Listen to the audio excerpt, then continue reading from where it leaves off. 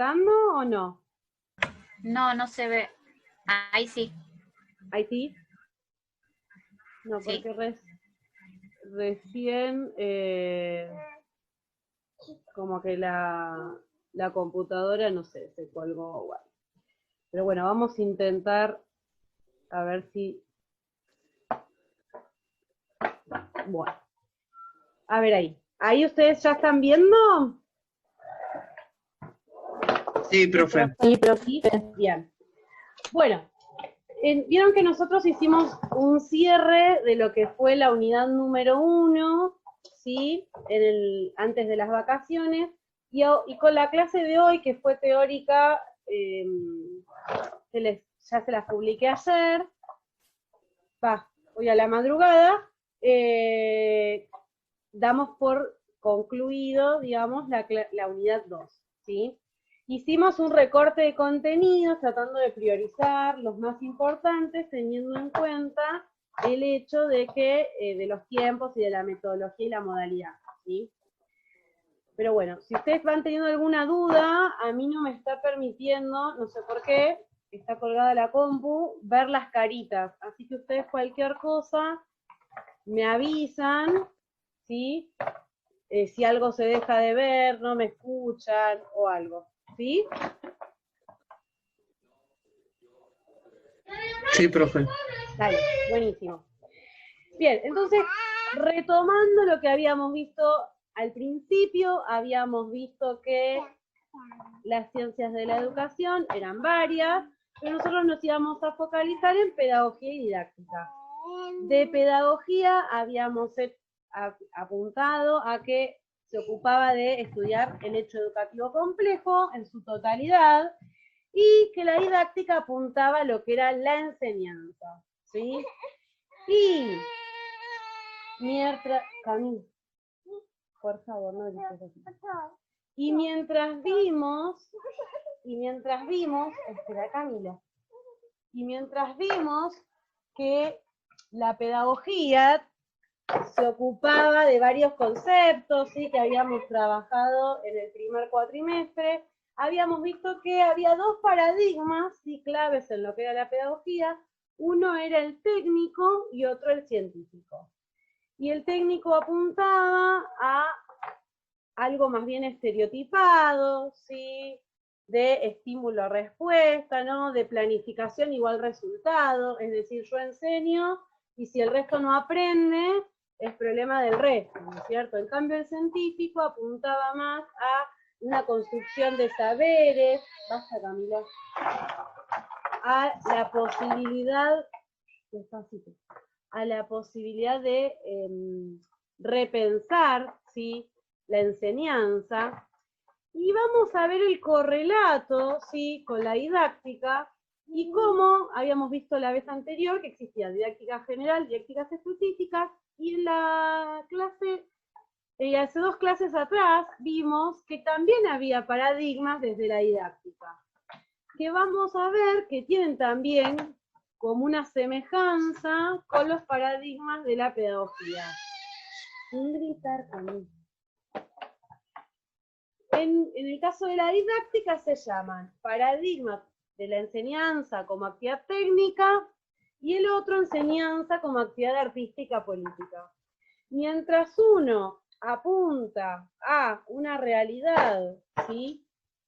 En donde la actividad es mecánica, es decir, yo agarro, planifico, digo, propongo objetivos, propongo contenidos y propongo actividades, y sigo los pasos uno detrás del otro, y se supone que consigo cierto resultado. En el caso de la enseñanza como actividad artística y política, ya no hay un pensamiento desde la enseñanza como una actividad mecánica, sino, ay, perdonen, me acabo de dar cuenta que tipié mal. Una actividad creativa, ¿sí? Comprometida, en donde, ¿por qué artística? No porque se reduce solamente a clases de arte, sino porque lo compara con un artista, con un actor. El actor agarra y cuando va a representar, ¿sí? un papel, no agarra y repite el papel solamente, perdonen, una letra detrás de la otra. Imagínense si el artista lo único que hiciera sería, por ejemplo, retomar a Hamlet y decir, ay, ser o no ser, y ahí me quedo, ¿no? Pero lo digo con un tono y en el mismo tono y sigo igual y no hay emoción, no hay sentimiento, no hay nada de estas cuestiones. Ahora bien, el actor, para que realmente sea significativo lo que está haciendo, lo que hace justamente es... Perdón, ¿ustedes me siguen escuchando? Sí, recién profe. solamente que se pausó. Ah, Sí, no, profe. Y sí, profesora.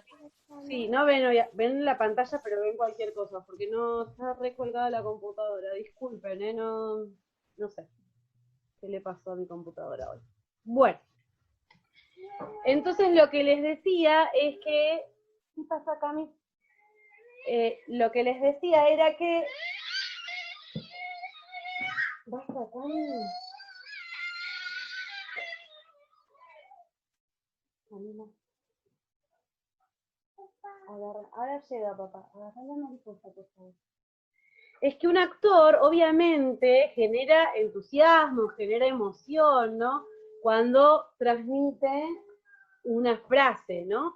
Y va haciéndolo todas las veces, todos los papeles los hace diferentes, no hace todos los papeles exactamente iguales. Imaginan que un artista que hace la película de miedo, de humor y de suspenso de la misma manera y con el mismo tono, no vendería ni una sola película, ¿no es cierto? Bueno, a lo que apunta esta idea, esta analogía, es que el docente tiene que también, delante de cada situación, delante de cada curso, plantearse también como facilitador y buscar nuevas maneras de presentar este conocimiento y de favorecer que los alumnos construyan este conocimiento. Y va probando, y va planteando, y va investigando, ¿sí? En función de cada situación. A diferencia del otro docente en la actividad técnica, que lo único que hace es ejecutar un plan ya definido. El diseño me dice que haga esto, yo lo repito. No hay un pensar, no hay un analizar si esto es correcto, si no, si es ético, si conviene a este grupo de alumnos, ¿sí? Yo acá les puse, en función de esto, dos viñetas que tienen que ver justamente con el paradigma técnico, ¿no? Ustedes fíjense que en la primera, la docente se encuentra contando la cantidad de chicos que entraron, y son todos iguales. Y en cambio el nene tiene como un mundo de situaciones dentro de lo que está pensando. O sea, cada sujeto tiene como su individualidad. Es como nosotros en este momento. Yo no tengo, la verdad, el momento para, la lástima, para conocernos un poco más, que quizás en la clase presencial se da la oportunidad, pero, ahí va Cami, pero no, yo sé que aunque no los conozca, ustedes no son un número, no es que son todos iguales, sino cada uno tiene su historia. Y algo pudimos ver en los foros, en donde pudimos ver que había algunos que tenían como experiencia previa que habían hecho un año de medicina, otros eran enfermeros, otros habían hecho ayudantías ayudantías en un lugar. Entonces cada uno tiene su historia previa. Lo mismo pasa en la otra viñeta. Vemos que la docente plantea, tienen que traer... ¿Cómo? ¿Cómo?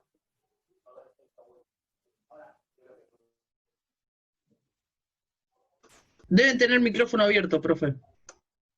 Ah, yo pensé que era algo, perdón, pensé que era algo a acotar. Con respecto a la otra viñeta, les pide un broche a los alumnos y que van a hacer algo con los broches. Y los chicos empiezan a imaginarse. Si pueden ver, no está tan nítida, pero uno se imagina un vaquero, el otro se imagina que lo va a usar en la nariz, el otro se imagina como alguien que va bajando, tipo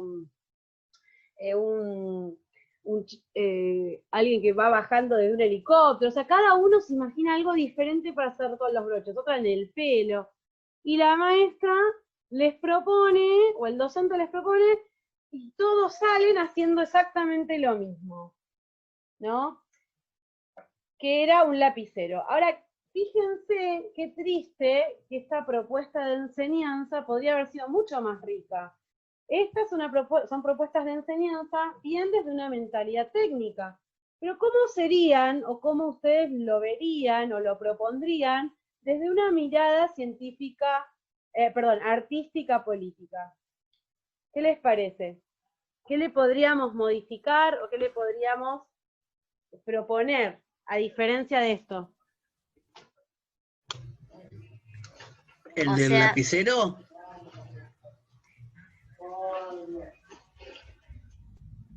profe, podría ser de que cada chico haga lo que se le ocurra a cada uno y no tengan que hacer todos lo mismo.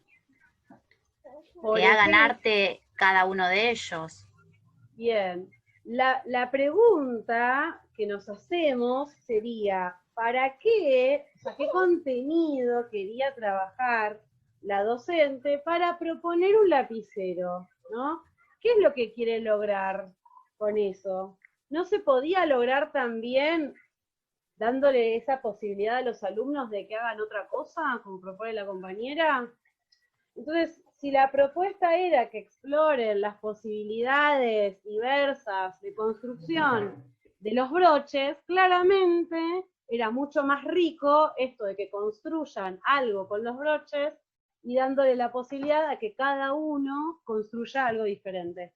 Y hubiera sido más rica la clase y más profundo el conocimiento, porque así hubieran probado si realmente lo que les había ocurrido para hacer con los broches era probable, era posible, no.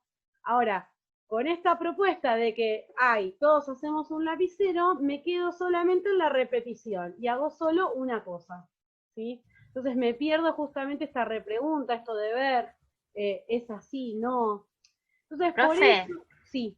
y eso pasa ahora, eso pasó siempre en la escuela, o sea, siempre Obvio. le piden cosas a los chicos para hacer y hacen todos lo mismo. No es que cada uno tiene, no sé, en el jardín por ahí es diferente, pero en la primaria, por ejemplo, a mi hija, cuando le piden algo, todos los chicos hacen lo mismo con el mismo material. No sé si cambió mucho. Bueno, pero ahí entonces, por eso la idea era esto, traerlo a colación y traer el Claro, ejemplo para que justamente podamos, o sea, el principio para poder cambiarlo es reconocerlo. Si sí, no, si no lo visibilizamos, si no lo veo, me parece que eso es ser un buen docente. Y a claro. ver, todos lo hemos hecho, gente. A ver, yo también he sido culpable, entre comillas, de hacer cosas por hacer o porque siempre se hizo. Pero en el momento en que uno empieza a reflexionar a por qué quiero hacer esto, cuál es el propósito de esta actividad o de esta propuesta, vos entonces, y en dónde está enmarcada la propuesta, y qué pretendo que mis alumnos logren, ahí es donde empieza por un lado, a caerse un montón de actividades que son un sinsentido, que en realidad se hacen porque se hicieron siempre y que no tienen un sentido para los alumnos. Y por otro, empiezan a surgir otras propuestas generando otras posibilidades. En este sentido, a ver, si la propuesta es que mis alumnos, yo quiero que mis alumnos trabajen los componentes de la célula, por ejemplo, ¿por qué la única propuesta que pueda existir es que hagan gelatina y le pongan en plastilina los componentes de la célula? Parece, no sé, yo le he visto mucho esa propuesta. A ver, quizás puede haber otras maneras. Y entonces, hoy por hoy, abrirle la posibilidad a mis alumnos. A ver, estará el que le fascina hacerlo en plastilina, está el que lo quiere construir con material reciclado, está el que se bajó una aplicación y lo hace con la aplicación y me hace una animación espectacular en 3 dimensiones de realidad aumentada de la célula. Y vos fíjate qué diferente es y qué enriquecedor es si yo doy otras posibilidades a pensar. no dejando de lado el contenido. Ustedes fíjense que estoy pensando siempre desde un contenido. En este caso, por ejemplo, el tema de la célula y sus componentes. Bueno, sí. Entonces, ¿me explico? O sea, pero ¿desde dónde estoy posicionado? ¿Sí? Sí, Entonces, a veces también los profesores se fijan en los recursos que tienen los alumnos también para hacerlo y por ahí no pueden hacer otras cosas tan, o sea, más difíciles. Por ahí le dan lo más accesible para ellos y por eso se repite mucho también. sí, pero el punto es dentro del contexto, eso lo vamos a ver también hoy, dentro del contexto, porque una enseñanza artística política está basada en el contexto. Entonces no es que estoy volando en el aire y le propongo a mi alumno de un barrio marginal que se baje 5 aplicaciones y use realidad aumentada. Claro. A ver, no. Pero quizás, yo vi, no sé si capaz ustedes lo vieron, vi un caso de un alumno de Frontera donde la profesora de arte les propuso que hagan una obra de arte con los elementos que tenían en la casa. Y el chico con polvo de ladrillo y tierra se armó un dinosaurio espectacular. No sé si lo llegaron a ver. Sí, lo dieron en las noticias. Vieron que, por eso salió en el noticiero. Ahora, fíjense que esa propuesta estaba contextualizada, era con lo que tengo en casa. Entonces, con lo que tengo en casa le genera también a mi alumno creatividad, porque tengo que empezar a pensar de qué manera y cómo. Si yo me hubiera quedado con que, mi alumno lo único que tiene en casa es tierra. Bueno, entonces le digo, a ver chicos, con tierra armen un dinosaurio o huellas de dinosaurio. Entonces, yo ahí ya lo estoy coartando. Y capaz que hay otro que tenía ramitas, que tenía piedritas, que tenía caracoles, y podía formar otra cosa, también un dinosaurio, pero diferente. Cuando yo estoy coartando y achicando la consigna de tal manera a que sí o sí tiene que ser de una sola manera, me pierdo la riqueza de posibilidades. Y no digo que esto sirva para todas las cuestiones, pero es para empezar a pensar, ¿sí? ¿Qué quiero lograr? Si yo quiero lograr que mi alumno repita lo que yo planteo, bueno, le planteo lo que yo quiero que repita. Pero si yo quiero que realmente mi alumno construya, piense, le genere un problema. En cambio, en la enseñanza técnica no le genera un problema. Le digo, vos tenés que hacer esto, esto y esto. En la enseñanza artística política, yo estoy generándole un problema a resolver. Y mi alumno tiene que buscar de qué manera va a resolver ese problema. Bien, con respecto a esto, habíamos visto en el texto de Geertz y Palamidesi que había varias concepciones sobre la enseñanza y el aprendizaje, o varias maneras de entender estos conceptos. Por un lado, que eran dos cosas completamente diferentes. Por un lado iba la enseñanza, por el otro lado el aprendizaje. Gracias, Cami. A su vez, también había otra manera de entenderlo como una cosa sinónimo, ¿sí? Como un sinónimo. Enseñanza es igual a aprendizaje.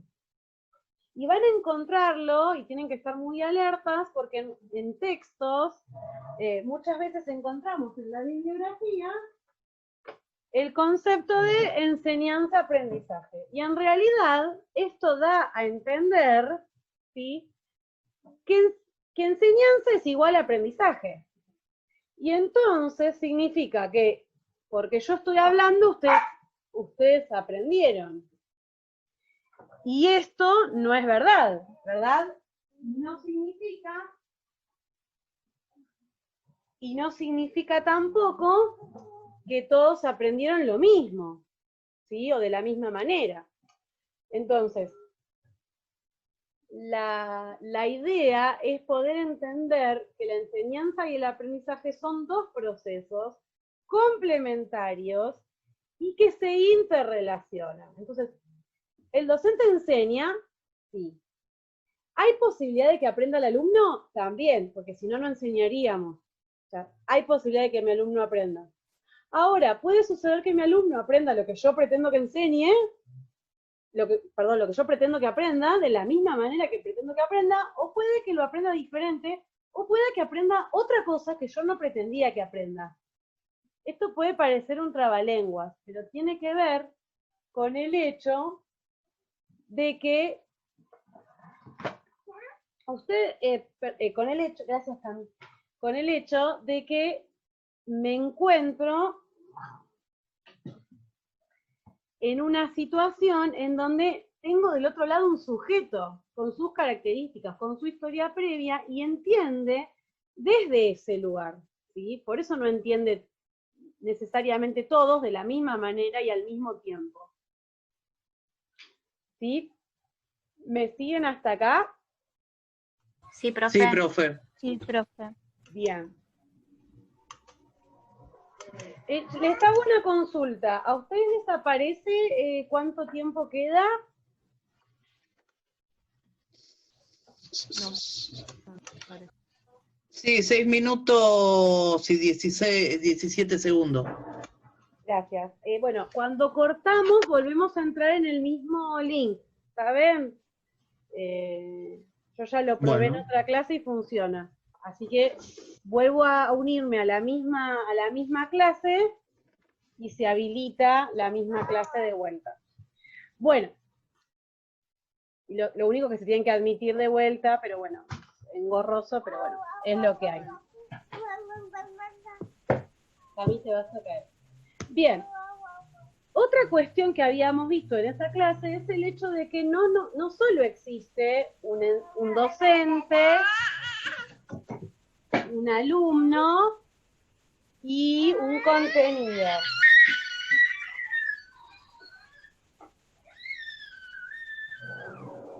Sino que también existen problemas, basta Camila. Existe interacción, existe retroalimentación, y esto se da en un contexto. Vieron que recién hablábamos que Camila, ¿te están escuchando? ¿Cómo estás escuchando? Vieron que recién decíamos en el ejemplo que no era lo mismo que iba a proponer en un contexto que en otro. Pero sí, el punto es que yo puedo ser técnico sí, aunque tenga toda la tecnología del mundo y todos tengan su tablet, yo también puedo seguir siendo técnico. O sea, no es un tema de economía, digamos, el ser técnico o el ser artista político, ¿sí? Sino que es un tema de posicionamiento de ese docente. Porque yo puedo agarrar y decirle a mis alumnos, decirle a mis alumnos, todos con la tablet, que todos miren el mismo video, los mismos minutos, que después contesten las mismas preguntas en el multiple choice, y después me armen un PowerPoint de tantas filminas con tales fotos, y sigo siendo técnico, por más que tienen todas las posibilidades. Entonces, tiene que ver con este interjuego que se da entre mis alumnos, entre lo que ellos entienden, lo que yo les enseño, ¿sí? Y las posibilidades, ¿sí?, de escuchar al otro. ¿Sí? Bien.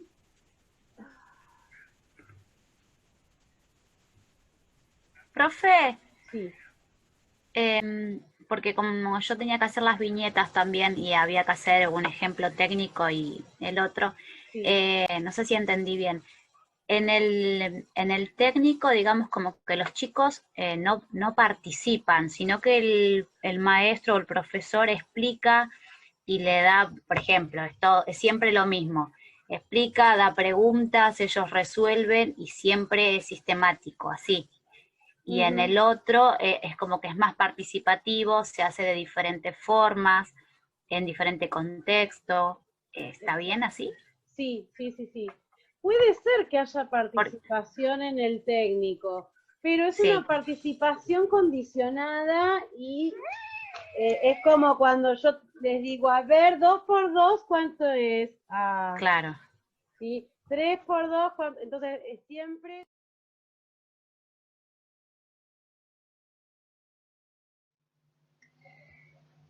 Este es la segunda parte de la clase que quedó trunca la grabación y por eso recién ahora pude hacerla, pero bueno, espero que les sirva para repasar para el final. Bien, cuando hablamos de la enseñanza en el tiempo, vamos a tomar algunos aspectos que menciona el texto. En un primer momento habla de educación en la familia, en la comunidad. ¿A qué nos referimos? A un proceso desordenado, natural y espontáneo que se da en la cotidianidad. Esto significa que cuando el niño o la niña crecía, iba aprendiendo de lo que veía hacer de sus padres, de su padre, su madre. Aprendía a cocinar, viéndolos cocinar, aprendía a cazar, viéndolos cazar, aprendía a recolectar, viéndolos recolectar y haciéndolo con ellos. Si avanzamos un poquito en el tiempo, pensamos también en sociedades un poquito más organizadas, donde la educación se da en los negocios de la zona, ¿no? en los artesanos del pueblo. Entonces, si uno quería ser zapatero, iba y trabajaba con el zapatero. Si quería ser herrero, trabajaba con el herrero. Y así sucesivamente. Pero esta educación se empieza a distanciar del lugar en el que se hacen las actividades y del lugar donde se aprende cuando aparece la enseñanza a cargo del personal especializado. Aparecen institutrices, aparecen tutores. ¿A qué se refiere con esto? Cuando hay personas que ya enseñan desvinculadas de la actividad. Es decir, la institutriz enseña sobre arte sin estar en el lugar de un artista, sin estar con un pintor delante, sin estar pintando con él. ¿Se entiende? Está descontextualizada, se empieza a desvincular. El programa, el currículum, lo que se pretende enseñar, se acuerda con las familias y va variando de familia en familia, generalmente en familias acomodadas o de la realeza. En el caso del siguiente periodo, nos encontramos con la red de escuelas patrocinadas por la Iglesia. Ya hay escuelas organizadas por la Iglesia. La enseñanza empieza a ser organizada, empieza a ser sistemática y con un currículum establecido por las organizaciones religiosas. Obviamente la enseñanza es prioritariamente religiosa y de las primeras letras o los primeros números, pero apunta a homogeneizar a la comunidad. Pero esto se va un paso más cuando esta red de escuelas ya no es patrocinada por una institución religiosa, sino por el Estado. Ya hay una pretensión de construcción del ciudadano. Entonces la enseñanza vuelve a ser también organizada, pero ya es unificada, sistematizada y con un currículum establecido por el Estado Nacional, y luego va a ser una enseñanza laica. Inicialmente se sigue sosteniendo la enseñanza religiosa porque la Iglesia está muy involucrada en las escuelas, y las únicas escuelas que hay son religiosas, cuando se llega a una decisión de enseñanza laica en nuestro país con la ley 1420. Bien, ahora la escuela surge con ciertas intenciones, ¿no? Conformar un ciudadano para los estados nacionales, buscando formar un tipo de hombre, un tipo de sociedad, ¿no? Prepara también o busca preparar la mano de obra para nuevas formas de organización del trabajo. Estamos pensando en que la escuela surge para unificar a la población de esos estados nacionales que empiezan a conformarse como países y también para preparar la mano de obra para el trabajo industrializado. Ya aparece una distancia entre el trabajo manual y familiar que se hacía en una primera instancia a un trabajo en una fábrica, que ya entonces requiere otro tipo de conocimientos que se distancian de los conocimientos cotidianos y por eso se requiere de una institución que enseñe ciertos saberes que se van a necesitar para ese tipo de trabajo. Y también aparece una distribución segmentada que pueden ver aquí del capital cultural. ¿A qué se refiere esto? Se refiere a que se le enseña a gobernar a aquellos que son de clase alta y se les enseña a obedecer a aquellos que son de clases bajas. A unos se les enseña a dirigir, a otros se les enseña a ejecutar y repetir.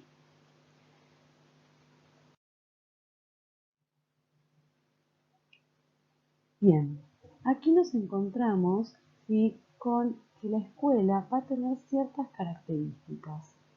Va a tener un espacio social especializado, ¿sí?, a qué nos referimos, apartado de la sociedad, ¿sí?, separado de donde se hace el conocimiento, se construye el conocimiento, es decir, la escuela está en un sector y los laboratorios de investigación están en otro, ¿no es cierto?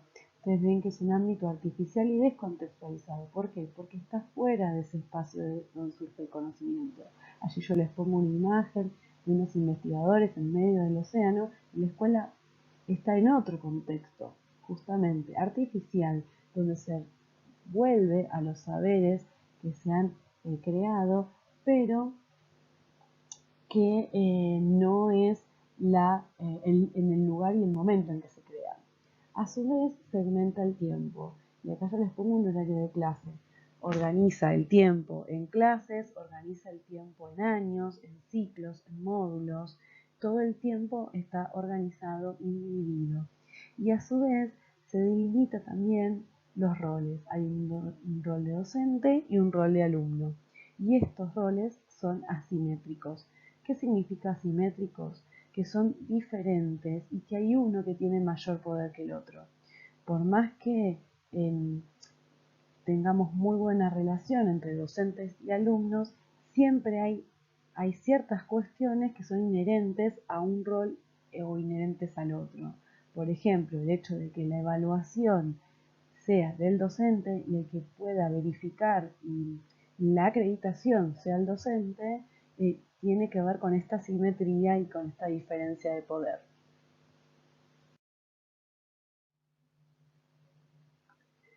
Otras características que podemos encontrar con respecto a la escuela son que es una situación colectiva. ¿A qué nos referimos? A que se enseñan a muchas personas, a muchos niños, a muchos adolescentes al mismo tiempo. A su vez, hay una estandarización de los contenidos. ¿Qué significa? Que se dan los mismos contenidos a todos en general. No se le da un contenido a un alumno o a una alumna en particular, sino que se le da a toda la clase los mismos contenidos. Y es más, no se da solo a esa clase, sino que hay una graduación de contenidos en donde el Estado define qué contenidos debe conocer un niño de 6 años que va a primer grado, un niño de 7 años, niño, ¿no?, que va a segundo grado, y así sucesivamente. Y a su vez, en la escuela se caracteriza por que exista la evaluación y la acreditación.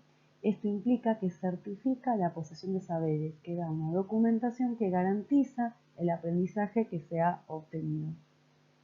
Y entonces habilita a ciertos puestos de trabajo, por ejemplo. A su vez, nos encontramos que la escuela tiene ciertas características particulares, ¿no es cierto?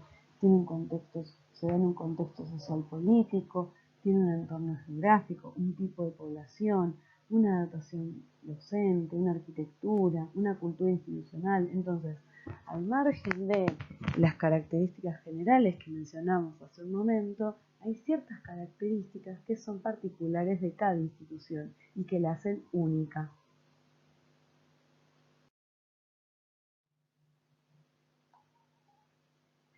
Bien, a su vez, hay ciertas características del conocimiento escolar, ¿sí?, que me parece interesante que podamos resaltar.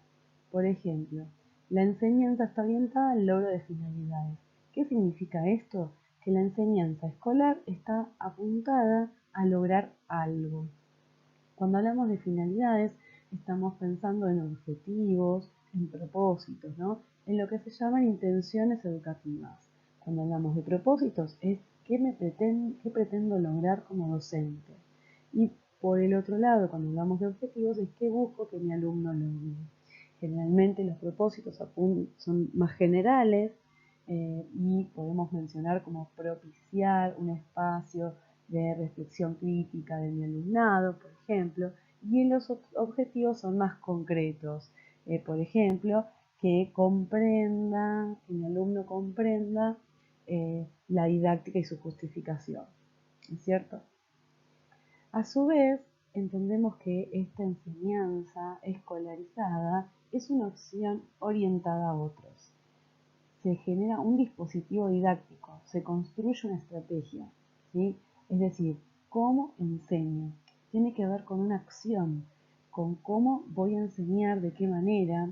Por eso habíamos visto, ¿se acuerdan cuando hablamos de la justificación de la didáctica? Que no eran todas las maneras válidas, que no todas las maneras eran éticamente correctas o eran liberadoras, ¿sí? Entonces, todas estas cuestiones tienen que ver con que el docente va tomando decisiones con respecto a estas cuestiones, con respecto a las finalidades que va a desear plantearse, con respecto a la metodología que va a utilizar. También enseñar es desempeñar el papel de mediador entre el saber y los estudiantes. Qué interesante que el docente funciona como mediador. Esto significa que no es un ejecutor del currículum, o no debería serlo desde un pensamiento de la enseñanza como actividad artística política, ¿no? Sino que es un mediador que favorece el aprendizaje, que guía, que acompaña, que genera estrategias para que los alumnos puedan construir sus aprendizajes. Bien. A su vez, la enseñanza enfrenta al docente a un flujo constante de situaciones inéditas y complejas. Y me pareció muy interesante todas las situaciones que presentaron en el foro, muchas relacionadas con este punto. El docente tiene que poder tomar decisiones de manera rápida en base a una reflexión previa y es necesario y este escenario se caracteriza por ser inmediato y multidimensional. ¿Qué nos referimos con esto? Que el escenario cambia, todo el tiempo cambia. Hay situaciones que surgen en la clase, como puede ser un alumno que empieza a llorar, una alumna que empieza a llorar, que está angustiado, que está angustiada, que le sucedió algo, una situación social que puede interferir, bueno, ni que hablar una situación de pandemia como la que estamos viviendo actualmente. Todas esas situaciones generan cambios y el docente debe estar preparado para poder reaccionar, acompañar, afrontar estas situaciones y generar nuevas respuestas y nuevas alternativas. Va a ser constante, va a ser inédito, porque todo el tiempo tenemos situaciones no vistas antes, porque los alumnos que tenemos, las alumnas que tenemos delante, no son los mismos, no son las mismas que los anteriores, son únicos, entonces va a haber situaciones únicas. Los docentes a su vez poseen ciertos conocimientos, creencias y teorías personales a través de las cuales interpretan la realidad. Y quiero comentar esto muy importante. Nosotros, como docentes, tenemos un bagaje previo de conocimientos, tenemos un bagaje previo de experiencias, de nuestro caminar como alumnos. Y eso nos atraviesa todo el tiempo, nos atraviesa, nos condiciona y va a modificar la manera en que nosotros enseñamos y a su vez la manera en que entendemos las reacciones de los que tenemos del otro lado. Y el primer paso para poder entender esto es escuchando al otro, sabiendo que esto me sucede a mí y abriendo posibilidades para que los otros puedan construir su aprendizaje. Bien, la enseñanza lleva a la práctica de diferentes actividades en ámbitos y momentos diferentes. Hay una fase en la que el docente planifica, piensa, idea qué es lo que va a hacer. hay un momento en que se da la clase, en la clase que vimos de currículum, era la escenificación, ¿no?, del currículum, cuando se está desarrollando las acciones, pero después tiene que haber una fase de análisis y evaluación de lo sucedido, de ver qué resultó, qué no, qué aspecto favoreció el aprendizaje, cuál no, qué instrumento fue de utilidad y cuál no, o qué variaciones o variantes se le puede hacer a las propuestas. A su vez, la enseñanza requiere de una esfera organizativa, perdón que está mal tipeado, y otra relacional. Gestiona la clase y tiempos, intervenciones, atención, manejo, disrupciones. Cuando hablamos de disrupciones son los momentos en que los alumnos cortan con el clima, cortan con alumnos o alumnas, ¿no? Cortan con la situación. Un alumno o alumna que le tira algo a un compañero, que tira una mesa al piso, que escupe para el otro lado, o que se pone a gritar, o que se pone a pelearse con otro, ¿no? U otra. Estas situaciones obviamente rompen, ¿sí?, y requieren de un sostén emocional por parte del docente, de entender lo que le pasa a este alumno y de gestionar la clase, de saber cómo reaccionar, cómo enfrentar esta situación. Bueno, con eso llegamos hasta aquí, al final de esta parte. Perdonen nuevamente la tardanza en grabar esta parte que quedaba faltando. Bueno, un saludo y nos seguimos viendo.